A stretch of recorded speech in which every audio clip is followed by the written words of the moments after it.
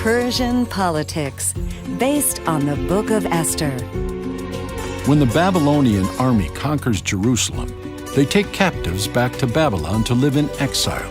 Years later, the Persians conquer Babylon. The Persian Empire has become the most powerful in the world, reaching from India to Ethiopia. King Xerxes now sits on the throne at Susa. I don't have a beautiful queen.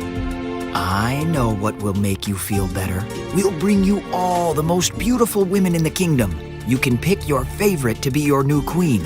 King Xerxes agrees. Now there is a Jewish man named Mordecai who works in the courts of the capital city of Susa. He has a cousin named Esther.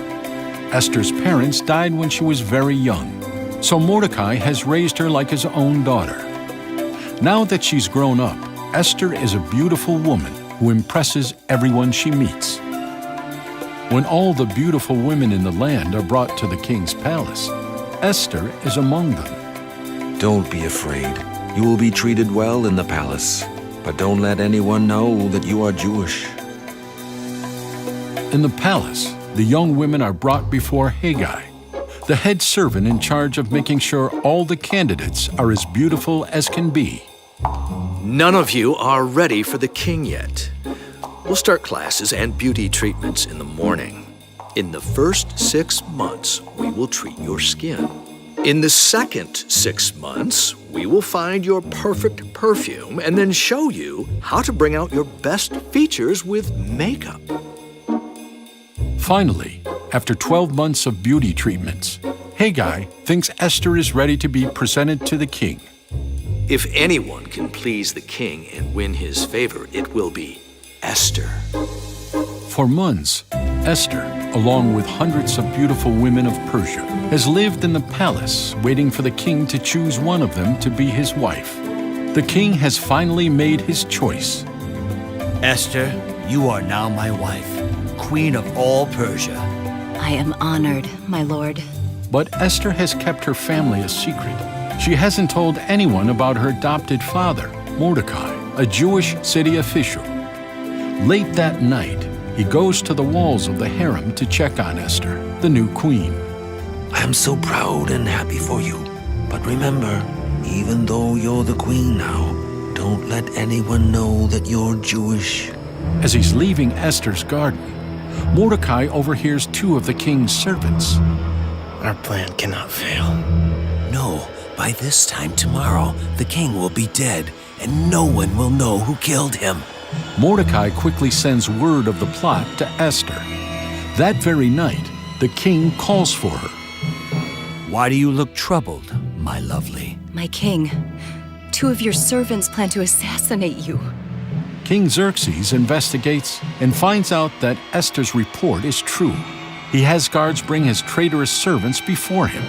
The men are sentenced to death for plotting to kill the king. Now, my charming queen, how did you know about this plot?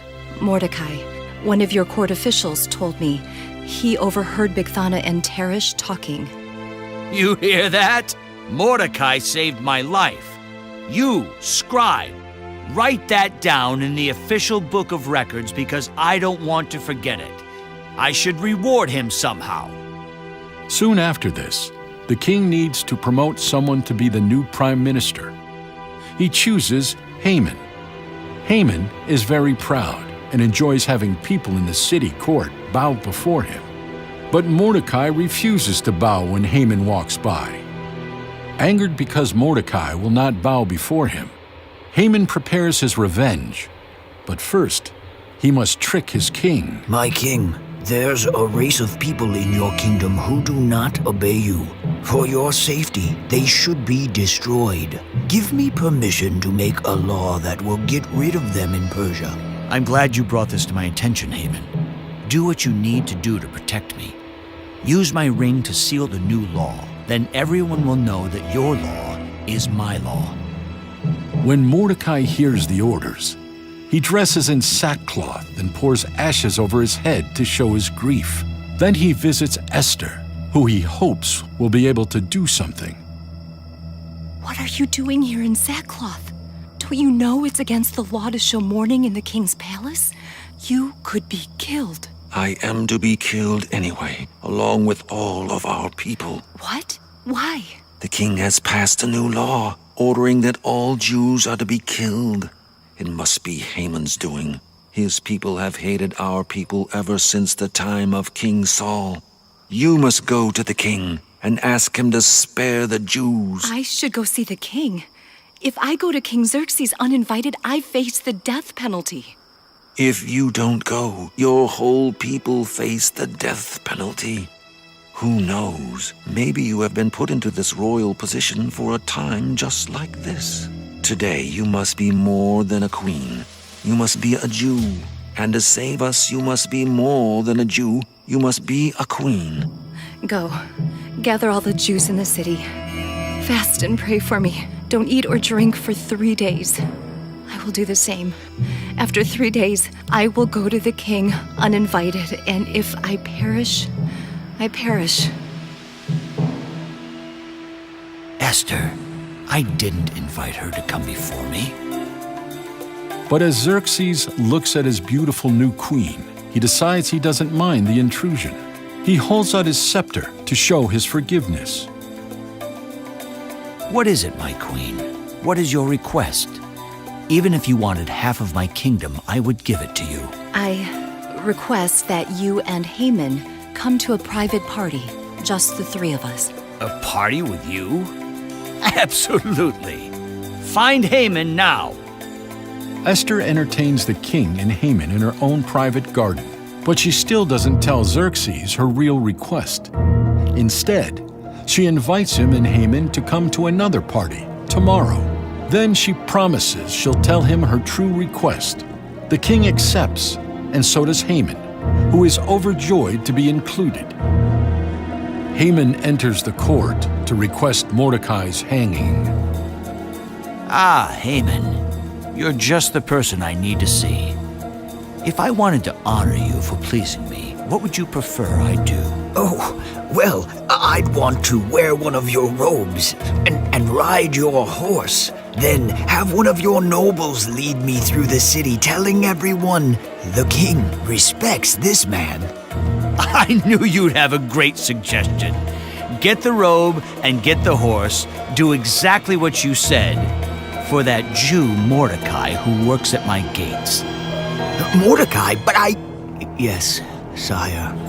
Angry and humiliated, Haman is forced to perform for his enemy, Mordecai, the ceremony that he planned for himself. The king respects this man.